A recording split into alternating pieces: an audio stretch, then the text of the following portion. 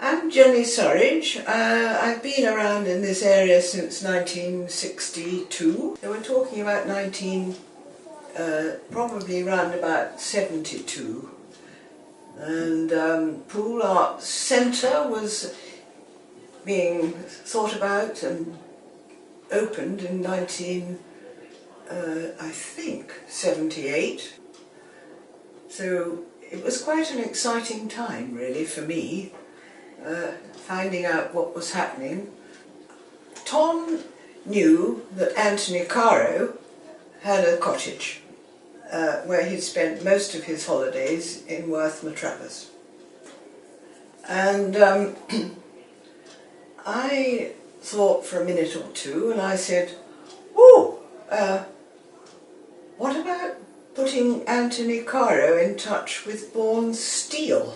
I have to say that Tom clinched this idea first and foremost.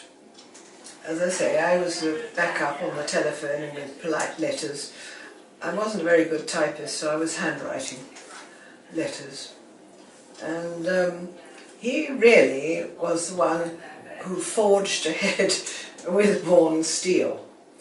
And they were interested and subsequently used the sculpture on some of their international brochures because it was obviously a prestigious job. My role? Yeah.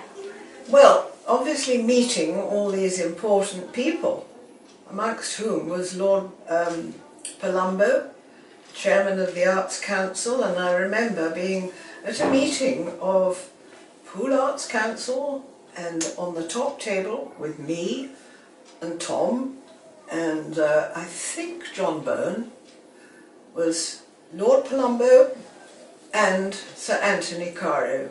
Who would have thought, certainly not me, that I would be sitting at a table with such eminent men, and looking back on it, it's quite staggering how it all happened so easily, it seemed at the time. I can't believe it. And there it is. The idea was related to the old ships and sails that parked themselves on Poole Quay for many years, and the height of the sculpture, I believe, is roughly the same height as some of those masts and furled sails.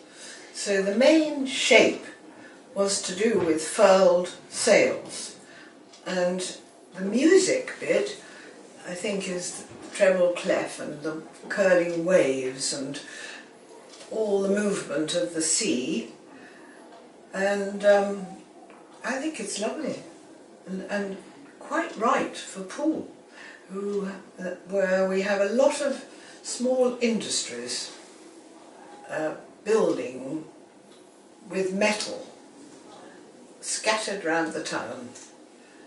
And the sea, of course, is always important, from the smugglers to the present day, is important for leisure of all kinds. So it seems to embody the spirit of Poole, I think. He obviously was introduced to Bourne Steel, so he knew about the industrial side of Poole, and it was all really him, plus the environment of Poole. Yes, not an input, I don't think, from Tom and I or anybody else. He was the most easy, charming man, and polite, thoroughly professional, and anybody who had done what he's done over the years, it's a very complex task. Shipping sculptures, cataloguing work, you have to be extremely methodical, I think, to be a successful, creative person. I think because it's been there so long, people would cry out if it was removed. I think, in that respect, I think people have accepted it, because I certainly, over the years, since it's been there, haven't heard anybody say anything against it. As such, a lot of people don't like it, but it doesn't mean to say they don't respect the man who did it, or the fact that it's situated in Poole, which is important to the art world everywhere. I still can't believe how two people can actually manage, with lots of help and lots of political engineering, as well as interpersonal skills, I think, persuading and enjoying the people we were involved with. And it all seemed to just happen easily, as being Sir Anthony Care's permanent public sculpture.